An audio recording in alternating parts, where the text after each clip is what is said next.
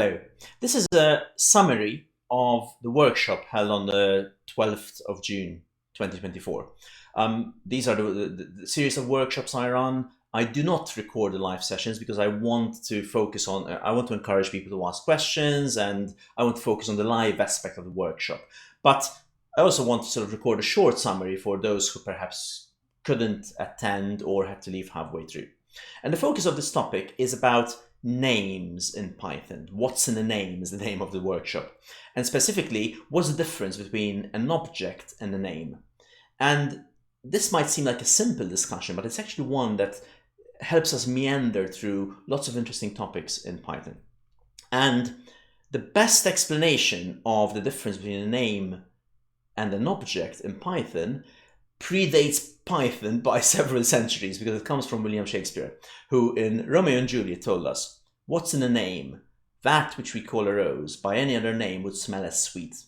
I'll come back to this quote at the end, but it's basically the implication here is that the flower, the way it looks and its smell, will still be the same flower, whether we call it a rose or whether we choose to call it something else. And this very succinctly, even though it predates Python by a lot of time, tells us the distinction between the object, the flower itself is the object, and rose is the name we choose to give it. It's a label we attach to it. So let me jump to the console and start showing you a few things. Let me refresh the console. That was the console from the session itself. And the question is, and feel free to pause here if you need to think. My question is, this is one of the simplest lines in programming, probably one of the very first lines that you've ever written when you were learning how to program. How would you describe what happens in this line, but try to describe this in the most precise way you can. Feel free to pause here if you need time to think.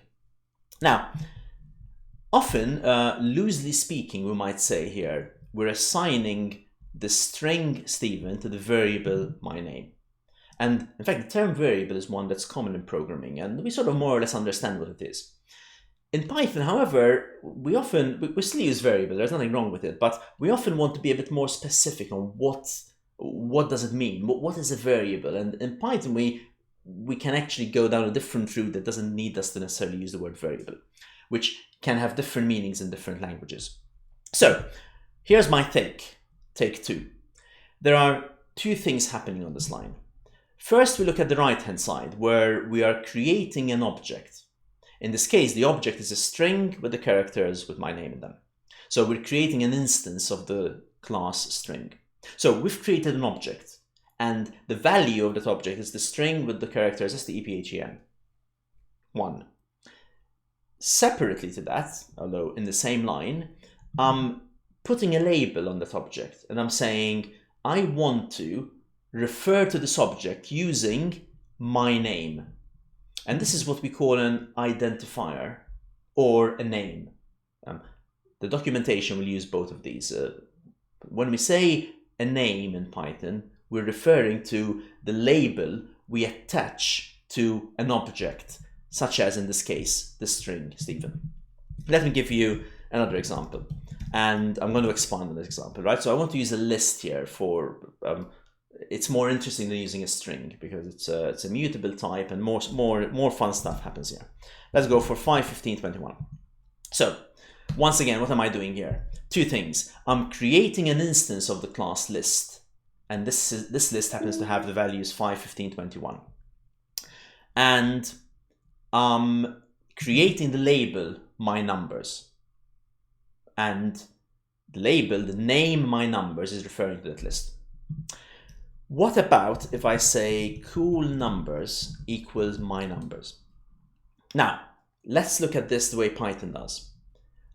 Right-hand side first. My numbers is the name. It's a reference to an object. So Python says, what does this name, which object does it refer to? It refers to this list that we have created already. It's not a new list which has the same values. It's the exact same object. And it says, you want me to label this object. So my numbers is just a name.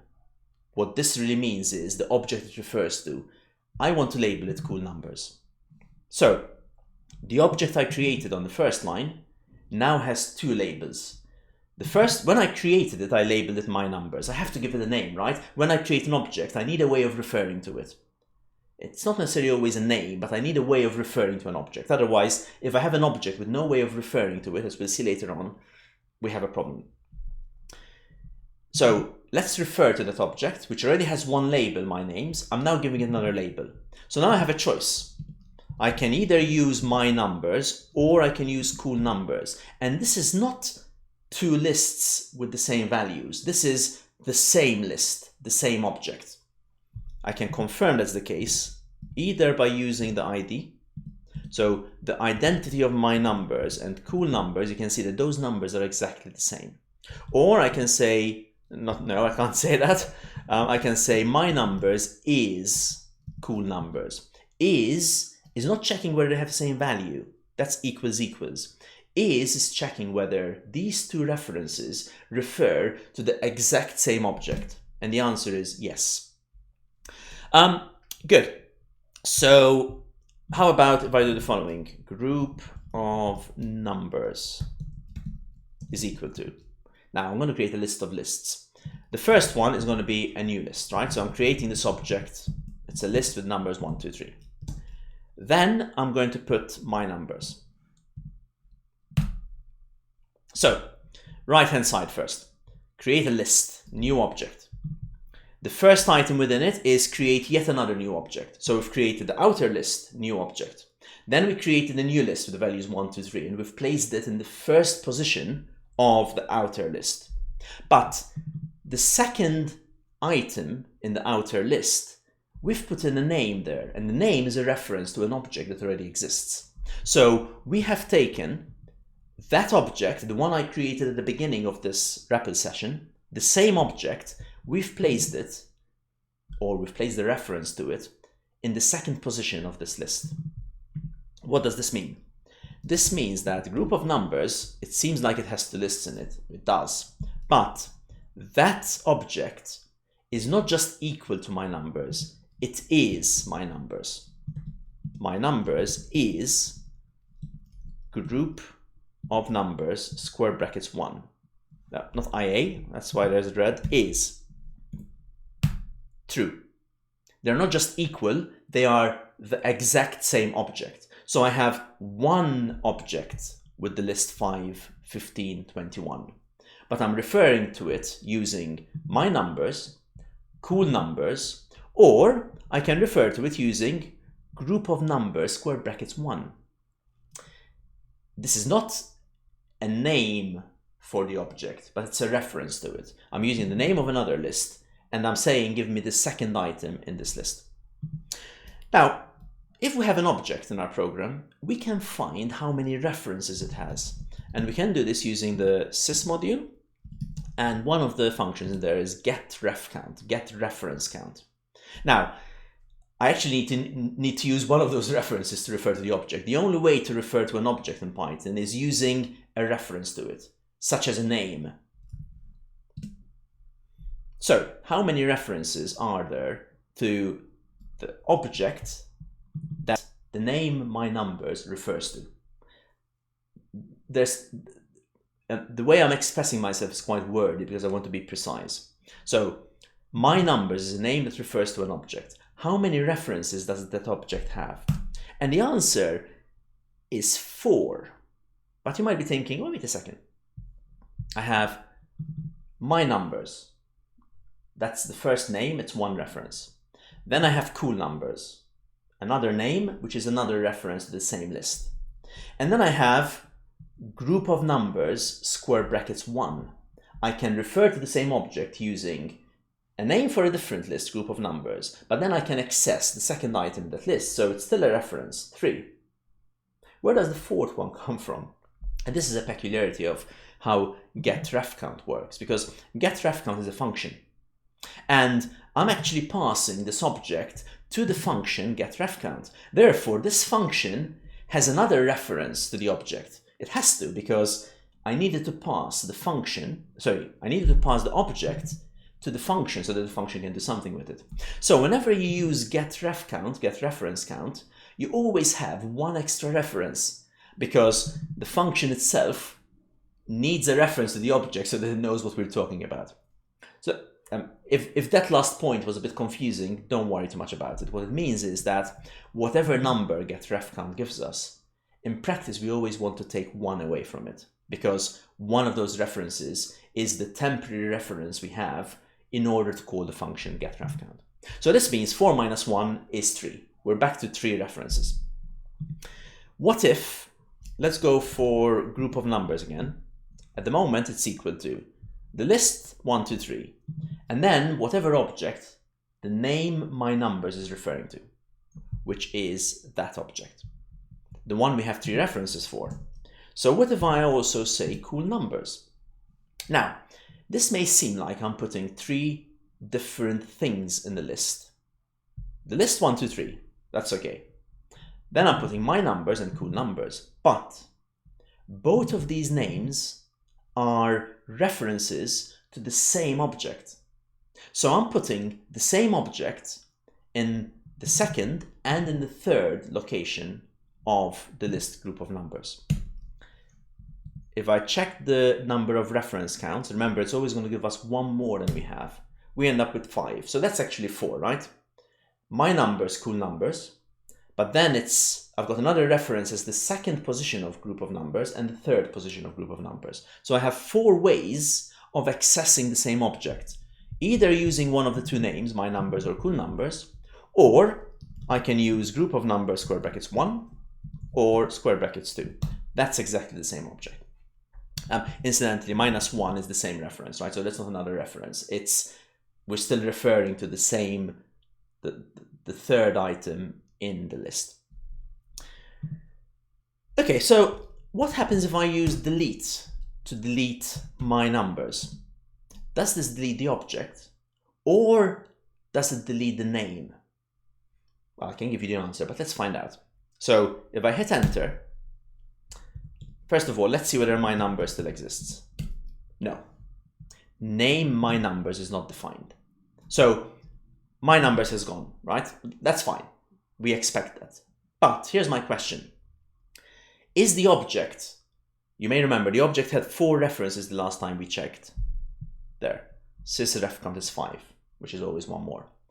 Is that object still there, or has it gone as well? Well, let's find out. Cool numbers is still there, and group of numbers still has the same object in 2 places. They are the same object. If I say sys.getRefCount, well, I can't use my numbers anymore because that name has gone, but I can use any of the other 3 references. You can see that getRefCount is 4, which is actually 3 references, right? Cool numbers, which is the same as group of numbers square brackets 1, which is the same as group of numbers square brackets 2. All of those are not equal, they are equal, but they are identical, as in they are the same object. This wouldn't be the case if I put some other list, right? If one of those is false, then this will give us false. Good. So let's take a step back. We've seen that an object is the actual data we want, whatever it might be. And then we can attach a name to it, which is a reference to that name. And I can have as many names as I want, and I can have other references, such as by putting it inside a list in this case. So I can add more references than I have names. But they are all exactly the same object. So, for example, let's go for a group of numbers there. And cool numbers. What if I take cool numbers and append a value to it? Let's see what Python does here. It says, you've given me a name, cool numbers. What does this name refer to? It refers to an object, which is this list, the list we created right at the beginning. We've never removed this object. Has been there since the very first line of the example. It's the same object. So it says, okay, it's a list. You want me to append 99 to that object. And so far so good. But that object appears in 2 other places. Remember, I have 3 references at the moment to that object. And notice that the 99 appear there and there. Why? Because these are not copies. They are exactly the same object. So I'm seeing here 3 displays showing me the same object, exactly the same object. Good. The same applies. Let's keep deleting. So at the moment I have 3 references, right? Let's check. Sys 4 minus 1, 3. Cool numbers and the 2 in the list. Let's delete cool numbers. So how many references do I have now? Well, I had 3. I should be down to 2. I cannot do this because cool numbers doesn't exist anymore. But I still have ways of referring to the object. Group numbers 1. 3 minus 1, 2. There are 2 references now. I no longer have names directly for this object, but I can refer to it as group of numbers square brackets 1 or group of numbers square brackets 2. Let's delete one of them. Doesn't matter. So, group of numbers now no longer has the 3rd item in it. I've deleted it. But the object is still there. 2 minus 1. There's 1 reference left. So the object I created right at the beginning, first I had my numbers as a reference. Then I added cool numbers. Then I added 2 more in my list. Then I started removing them. Where is it? I removed cool numbers. I removed somewhere my numbers there. I'm down to 2. I've removed group of numbers square brackets 2. I'm left with 1. Let's remove that last one as well. So the object I created at the beginning of this interactive session, which went from 1, 2, 3, 4, and then back to 3, 2, 1, now has 0 references. In fact, I cannot call this anymore because how can I refer to this object in the brackets? I can't. All the references have gone. So the object, if it's still there, and I'll tell you a bit about this in a second, I cannot refer to it anymore. So if the object is still in memory, it's a bit pointless because I have no way of getting to it. I have no way of accessing this object. And therefore, what Python does is it will clear it from memory. This is what's called garbage collection. So Python will say, well, this object has no more references left. Therefore, it's wasting space here, it's wasting memory because you can't access it. I'm going to remove it. And that's one of the times when Python clears memory, when an object no longer has any references, when the reference count goes down to 0. Good. A few other things to talk about while we're there. This applies. Let me go back to creating. I should have written it again. I'm being lazy here. There we go. I would have been much quicker to write it again, right? And cool numbers equals, in fact, I'll write it again. Cool numbers equals my numbers. So let me go back to, notice this is no longer the same object I had in the beginning. I've created now a new object, which happens to be a list with 5, 15, 21. And it's got 2 references, my numbers and cool numbers. Let's just check. sys.getRefCount, my numbers, 3 at -1, so there are 2 references, my numbers and cool numbers. What if I define a function called cool numbers? It doesn't really matter what this function does, right? So I'm just going to put ellipsis there, it doesn't do anything. What matters is that I have defined a function is an object. It's not a list, but it's still an object, and it still has a name, cool numbers. So the name cool numbers, we cannot have the same label referring to multiple objects. So the moment I created this function and assigned to it name cool numbers, whatever this label was referring to, it no longer refers to it. This means that refCount, which last time we checked was 3 minus 1, I had 2 references for my numbers. Now I have 2 minus 1, just 1. Cool numbers is no longer referring to the list I've taken that label off and put it onto something else. Cool numbers is now the function cool numbers, etc., etc.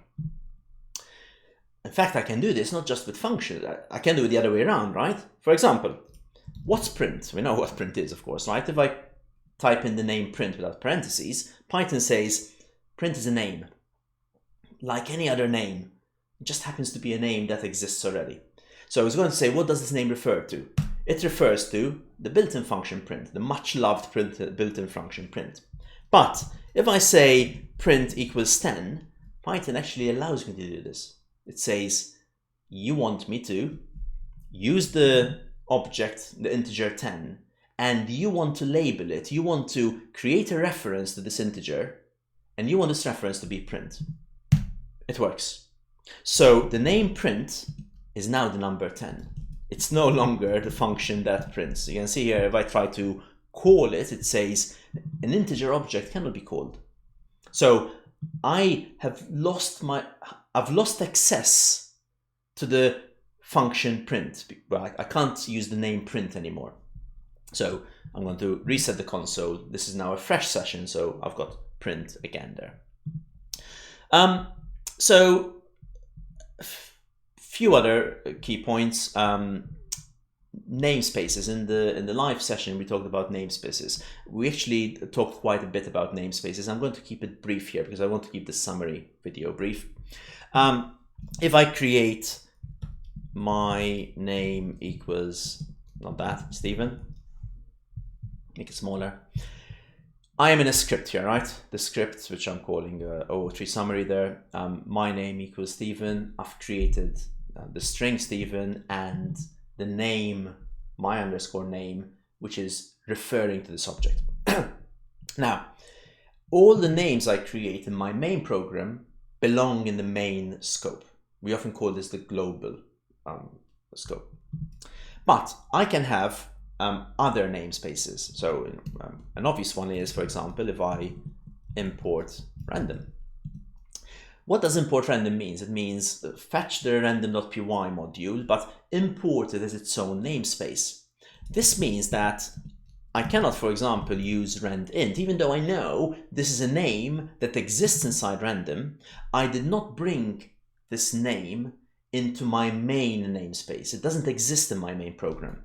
Instead, I would have to say specifically from the, oops, I've hit caps lock there, from the random module, I would like to call randint. And there, let's print it. And there we go. 4, that works.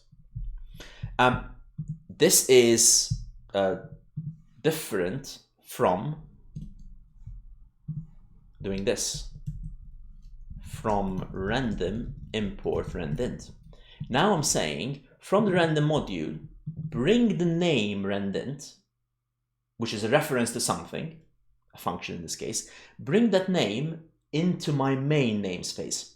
So now the name randint is directly a name that I can access inside my program. That's why this no longer works.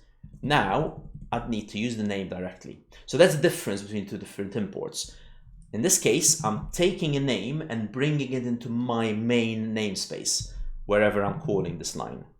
But if I go back to what I had before, in this case, I'm keeping random as its own namespace. And therefore, if I want to access something from it, I need to do that. In fact, I could do this. We shouldn't, right? This is not good practice because it's confusing. But this code is perfectly fine. Why? Because this name randint is in my main namespace, and I'm making it equal to the string hello. It's different from that randint. This randint is in a different namespace. So earlier I told you we can't use the same name for two different objects. That's true within the same namespace. This is fine because this name exists in the random namespace, and it refers to the function that gives us a random integer. Whereas this name exists in my main program.